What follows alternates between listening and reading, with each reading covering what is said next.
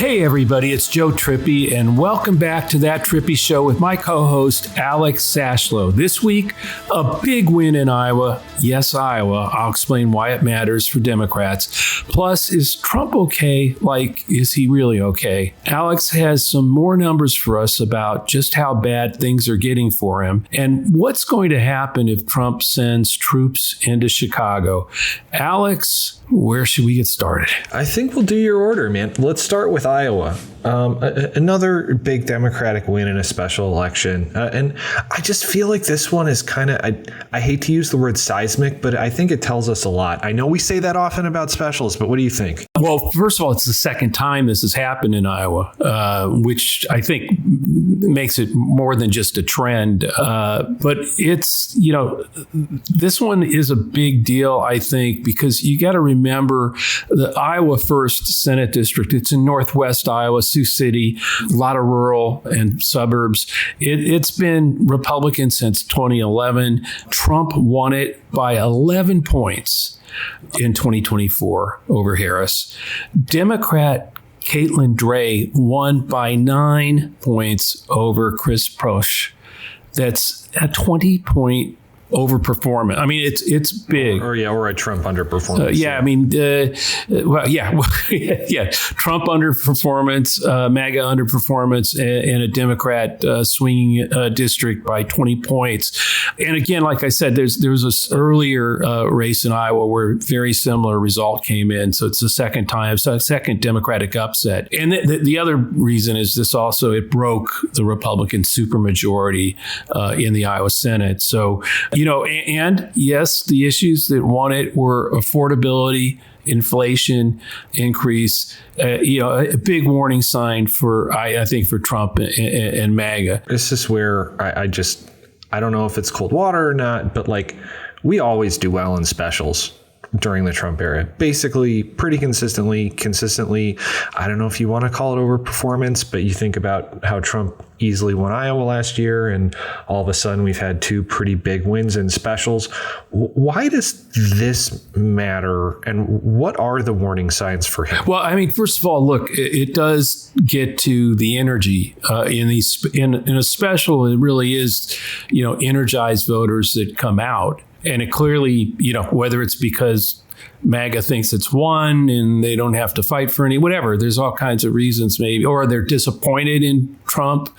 I mean, look, there are a lot of farmers that are hurting right now, and rural America is hurting pretty bad because of the tariffs and other things, and prices are going up. So who knows why they might not have come out. But the fact of the matter is, Democrats got the vote out or won people over. And the second piece of that, obviously, is the one thing we know, the one thing that has been consistent since he's come down that escalator is that if Trump's not on the ballot, a lot of MAGA doesn't vote. He's not on the ballot in specials. He's not on the ballot in midterms, which is why 2018 and 2022 were better than 2024 in legislative and congressional, all that kind of stuff. So this midterm coming up in 2026, he's not on the ballot. And we'll see how this plays out. But the first places to look, by the way, that are coming up soon will be in Virginia and New Jersey, because those will be planned November elections. Everybody knows that in those states that it's election day. We'll see who turns out and we'll see how big those margins are. But at least today, it looks like that the same pattern is going to play out. I mean, Abigail Spanberger is way ahead. I mean, a bigger margin than normal in polling in that state for a Democrat. She's still got a lot of work to do. Got to get her vote out. Got to win people over. Same for Mickey Sherrill in New Jersey. We'll see how that pattern plays out if those two actually pull out the victories that you and I think are coming. I think that'll again portend the problem that is. There's a lot of division in Trump land right now. And I keep saying that's what we now's the time to strike and to keep striking. Joe, the one thing I do want to just add to that, I think we've talked a lot about how organizing either matters or doesn't matter. And in the the aftermath of last year does it, or does knocking on doors in October versus not doing anything for 18 months. Both can be true at the same time. Do you know what I mean? Like it matters so much more when it's a 6,000 person turnout in a special election in Northwest Iowa in August of the off year, but it also matters in like really swingy congressional seats, and there's a bunch of them next year. Oh yeah, no, that we're going to need to have people volunteering, being active, getting out there, and evidently they did in Iowa 1. But the other thing is the candidates. There's a lot of talk about Mandani in New York City. Is that the future of the Democratic Party? Blah blah blah. Look, he may or may not fit New York City, and he may, and we'll see how that general plays out. But we have good candidates who represent their areas. And I think that when you have that and somebody's knocking on your door and they're talking about affordability and doing something about the cost of living, and by the way, there are a lot of MAGA and Republicans suffering under increasing costs, particularly farmers in rural areas. You knock on their door, you may not win them over, but they may not vote. Something is going on. And we've been saying this for the last 3 weeks. When you get to the point where a majority of Americans are ashamed that Donald Trump's their president, and where independents are just falling away from Trump and the party, you knock on those doors, that's when you might be able to win some of those people over. So I think and we keep talking about this. It's time to talk to these people, be on their doorstep, talk about how you too are fighting these, the higher costs and things, and that we need to do something about it. And Trump and the Republicans are failing us. I mean, here's a bunch of numbers. I know you also mentioned this in the intro. I'm just going to throw a few at. I know you talked a lot about some of the economic perception numbers last week. We're still right around 2/3 of the entire country is negative about the current state of the economy. 84% of Dems, 46% of Republicans, which is pretty bad given that, remember, all they're hearing is good, good, good. And I don't think we've talked about that number enough because, like I said, all they're hearing from the president and all their trusted sources of information is that things have never been better in their lives. Yet they're not feeling it. So like something is breaking there, and I'm going to keep my eye on that number. Also 75% of independents. So honestly, the Republican number doesn't matter as much because 75% of independents think the economy's in the toilet. No, that's what I'm saying. When you get 75% of independents saying that the economy's in the toilet, and something like 67%, only 23% having a favorable approval rating of the president, and 70-something% in poll after poll now of independents saying that they disapprove of the job the president's doing overall. Those are numbers that I have never, and I keep saying this, I don't think those numbers were reached even by Jimmy Carter at the height of the misery index. So this is really problematic. We keep talking about why. I think a lot of it is at the economy, but I also think as Trump and MAGA get more and more extreme when they fire CDC leadership or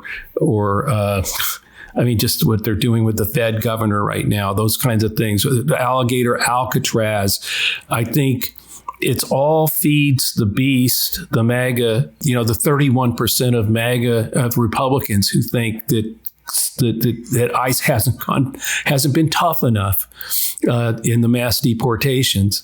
That's why you feed them alligator Alcatraz. He keeps doing that, but it's pushing these independents and a significant percentage of Republicans away from supporting Trump. That's why I think probably what happened was, yes, in Iowa 1, Democrats and some independents came out in that special, and I think a lot of independents and Republicans didn't show. And we'll see whether that happens in Virginia and New Jersey, and that will, I think, confirm what we're seeing in these numbers. Clearly, the numbers are bad for him. What about his health, man? Is he okay? Like, is Trump okay? Serious question. I know a lot of people ask us every week. It's one of our most common questions. I think we've talked about that before. I don't think we've ever really delved into it, but like the signs are there, right? Well, look, I mean, we've seen him hiding his hands in meetings, his ankles when you look very swollen. Whether there's some, covering for him or not, it's clear. I think it's clear that he's got some problems, health problems. I mean, look, frankly, you don't have to look at his hands or his ankles. Look at him. I mean, he's not the, I mean, I don't know what he does for exercise or any of that stuff. And he's always eating the Big Mac, and fries. So, look, I don't know about, I think he's in decline. I think his health is in decline. But, the truth of the matter is, and we've talked about this in the past, that there are a lot of people around him, like J.D. Vance probably, wouldn't mind, and neither would a lot of the tech bros if there's a way to shove him aside or, if his health faltered. So, and by the way, I don't think J.D. Vance would be worse. So, you keep an eye on it, but I don't know. What's your take, Alex? You ever see the movie The Death of Stalin? Yeah. That's my take. That is my take. Well, there's also Weekend at Bernie's too, but we want to get into that. But right, it's there is going to be. I mean, and you're already hearing rumblings about this. You have to kind of, when dear leader dies, or when dear leader falls off a cliff, et cetera, or is no longer around, there has to be this period of everyone is like genuflecting at the altar. This happens in every authoritarian country. You hear about like the year of mourning in North Korea and people crying at funeral, et cetera. But behind the scenes, there is a mad power struggle between the Trump family, the crypto bros and J.D. Vance, and whoever thinks they're crazy enough to grab the reins of this thing. And the knives are going to be out. Like, it is not going to be pretty. And I think it's already starting. I mean, when you see J.D. Vance flying out to Montana to meet with Rupert Murdoch, for like an hour meeting and then leave the state, go back or fly on. I don't know. Maybe it's all just a coincidence. But look, I think it's clear that, I mean, look, JD obviously, will say and do anything to reach his ambitious goal of being president of the United States. And the tech bros who funded and put him there and got Trump to pick him did it for a reason. And so I'm not, look, it's like, his health may be faltering. I'm not sure. I think I'd much rather beat them massively at the ballot box, in these specials, in these governor's races, and in 2026, than to watch this, his health fail and J.D. Vance step in. I agree with you, but I also kind of disagree with you, and what I mean by that, by the way, this is a visual medium. You should see the look on Joe's face right now. But the thing that we all need to keep, the reason this is so important, this is going to get crazier and it will leak out into the public. They are terrible at keeping this in-house. But what that means is you start looking at what they actually do, what Trump world, what his family does, what members of Congress that want this do, what J.D. Vance does. And they are going to, the only way that they have proven that they are able to capture and maintain their base is to get more and more aggressive, more and more cruel, more and more outlandish, because it's the only thing at this point that can actually feed the beast. Yeah. And I think that's the thing is Trump feels this, feels J.D. making the move, he's going to undermine JD. And it's one of these things where, now that I won't mind seeing, to focus on his health, I think in a lot of ways is a distraction. The fact is that we are seeing, we are at a moment, I think, where, and we may have passed it, where the only thing that will stop the decline toward the slide towards autocracy is the American people rising up. And we'll get to that. But in other words, I think worrying about it, focusing on his health he may want that because it gets us talking. We're not talking about Epstein. We're not talking about National Guard in our cities,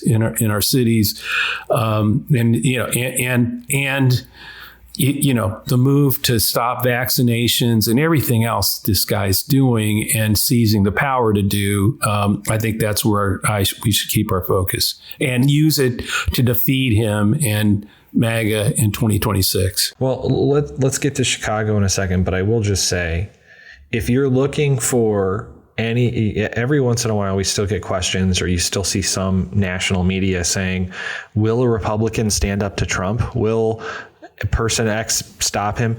When things get bad, well, actually, and it's not going to happen, it hasn't happened in a while, but actually the odds are going down even more, because right now is the time where all of them have to very loudly and very publicly support dear leader if in fact things are going downhill for him, which not health wise, but the rest of the things totally are. So like, you're not going to see people breaking from him anytime soon, but don't get your hopes up. So let's talk about Chicago. You started hinting at it before. We talked about it a little bit 2 weeks ago when he sent the guard to DC. It looks like Chicago's next. I am obviously sitting here right now in Chicago, so I'm very curious about your take, Joe. I know and a lot of our listeners are too. It was LA and it was DC. Now it looks like it's going to be Chicago. What the hell? Can he be stopped? No, yeah, look, he's going to keep doing this. And not only that, I mean, he's now like, the Homeland Security's now, we're in ICE are doing special training for special groups, quick response groups to go into cities and be, and like SWAT teams or something, but military. That's not just for Chicago. It's not just for DC or Los Angeles. It's we'll see if he sends any of those into red states. So far, they're all blue states with black mayors. It's just a coincidence, I'm sure. But my point is no. What's going to stop it is the American people saying no. We don't want a police state. I mean, what's interesting about this is, and we'll take it to, there are all kinds of things that can be done to fight crime. And it is, for instance, there was a president, Bill Clinton, who put 100,000, who provided federal funding to put 100,000 new police on the streets, where they were trained properly for community policing. I mean, to be in the community, trained to enforce the laws, build relationships in the community, et cetera. That would be a far better way than sending 100,000 troops into our cities. Is just one example.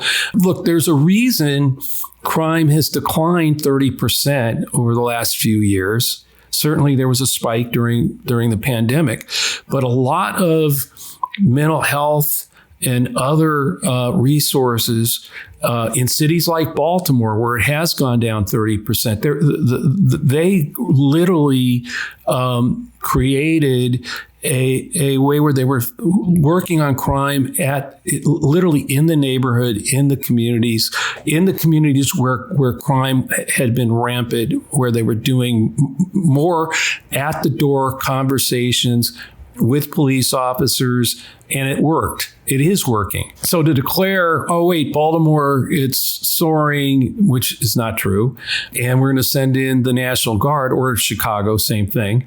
Crime has declined across the board in our major cities. And you're sending in people who are not trained to do any of that.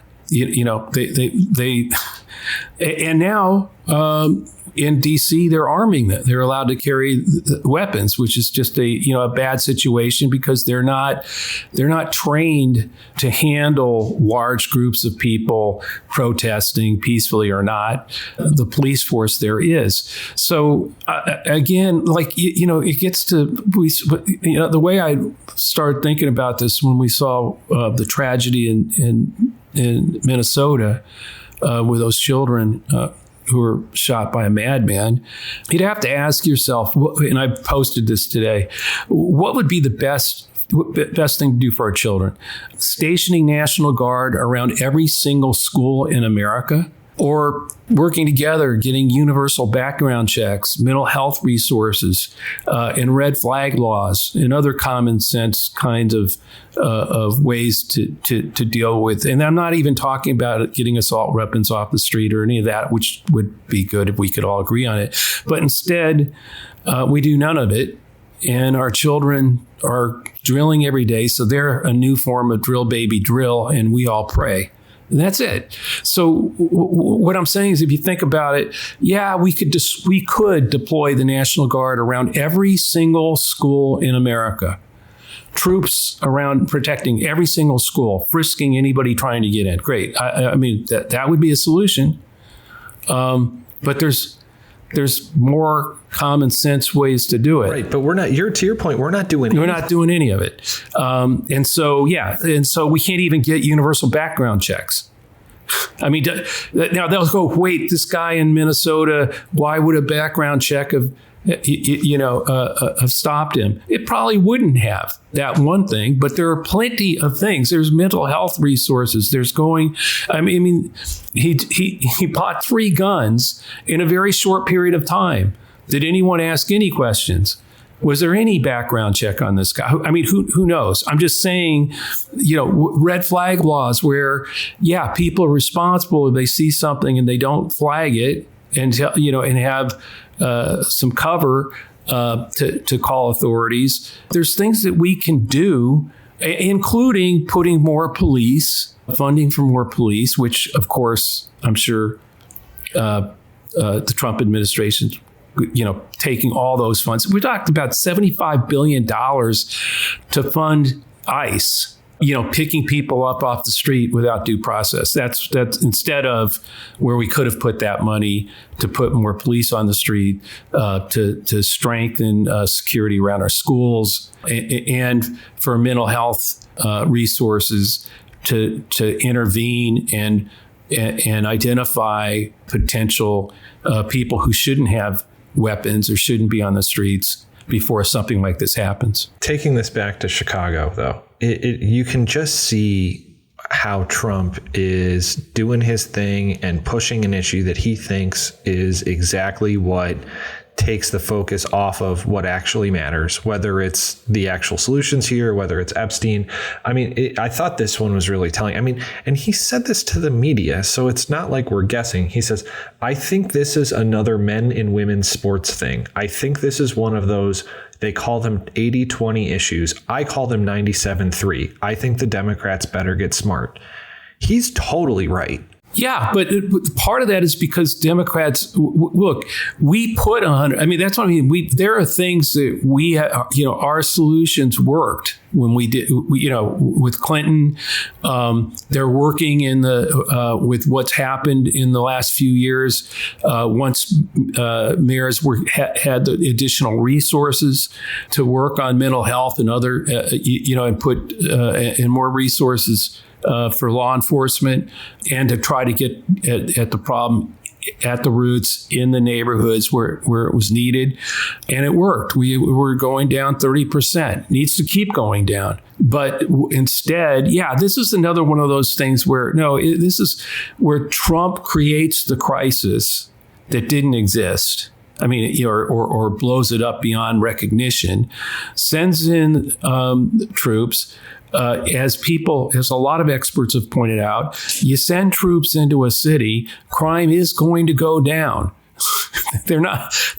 Criminals are not like really stupid, as the former, I think it was Chief Ramsey who said this, who's got a lot of experience. He said, look, what's going to happen is they're not stupid. They know those troops will have to leave. So when they leave, crime will shoot right back up. The crime that they kind of like camouflaged or put into hiding will come out in the open again. It's a stupid strategy if what you're really trying to do is fight crime. If you're trying to do two things, I think. One, slowly get the American people to accept troops, armed troops, are going to be in our cities and by the way, then eventually everywhere, that this is a move towards a police state. It's what Trump wants to get his absolute control of everything over all of us. And so that's one. And then two, who doesn't want to do something about crime? And of course, this is all about getting attention. We're in an attention information economy. So while it's hard for Mayor Brandon Scott to get a lot of attention over his successful mental health and safety programs in Baltimore that are working. I'm using him as one example. He's done an incredible job. Crime has gone down over 30% now in the city of Baltimore. But there's not screaming into the street, look at what I did on mental health. It's not going to work. Sending troops in gets everybody's attention, and you get to claim, as he will, that this is how you fight crime. It is, as Chief Ramsey said, I think it was, I saw him on the air talking about this, and he's somebody who knows what he's talking about. It works. It's a temporary thing. It's a kind of a stunt that criminals duck and cover, and then as soon as the troops leave, and they will, or they're there permanently. I mean, that's what I think. I think Trump is not, I think where Ramsey may be wrong is that, when they get pulled, crime will go, the crime that was sort of camouflaged or went underground will come up, and they'll start carjacking and everything else again, those criminal types. I think where he may be wrong is that I don't think Trump ever intends, once he deploys all these troops and militarizes law enforcement with National Guard and our military. I don't think he intends necessarily to pull them back. And then I think the problem will be not that there's camouflaged crime that's hidden, but that we're all subject to whatever. It will be Trump's law, Trump's rules, what gets enforced and what doesn't get enforced. And it is about him taking absolute, complete control and absolute power. And that's why I've been saying for months, wake up, stop being spectators, get out there, get visible. Every single Democrat, and when I say Democrat, I mean independent, Republican, or Democratic or Democratic Party office holder or challenger needs to call on their supporters, call on their constituents to recognize what this is and to protest it and to stand with them and to be visible. And if your representative isn't doing that, call them, knock on their door, tell them you want to see them out there, because we have to create the pro-democracy big tent movement to take this on. And it's now. The time is now, not months from now, not in 2026. Yes, 2026 is going to matter. Yes, Virginia and New Jersey is going to matter. Yes, winning Iowa 1 matters. But what will matter most is when millions of Americans stop being spectators, stop watching this slow motion move. And it's not slow motion anymore. It's fast and gathering steam to take control, absolute power over the country. Now's the time to stand up America. And that's what we need to do. Joe, that's a pretty good place to wrap it up today. Thanks, Alex. And thanks everyone for listening to That Trippi Show. Make sure you join us at says.us, where we're creating a pro-democracy civil social network for real people. This podcast will always be free and is part of Lincoln Square. I have a Substack piece I wrote today. Please check that out. Latest at lincolnsquare.media. Also, if you're listening to this episode on YouTube, please like and subscribe to get alerts when we post the next episode. You can always send us a question to thattrippishow@gmail.com or leave us a question in a review on iTunes. We'll see you next week. Keep up the fight. Thank you.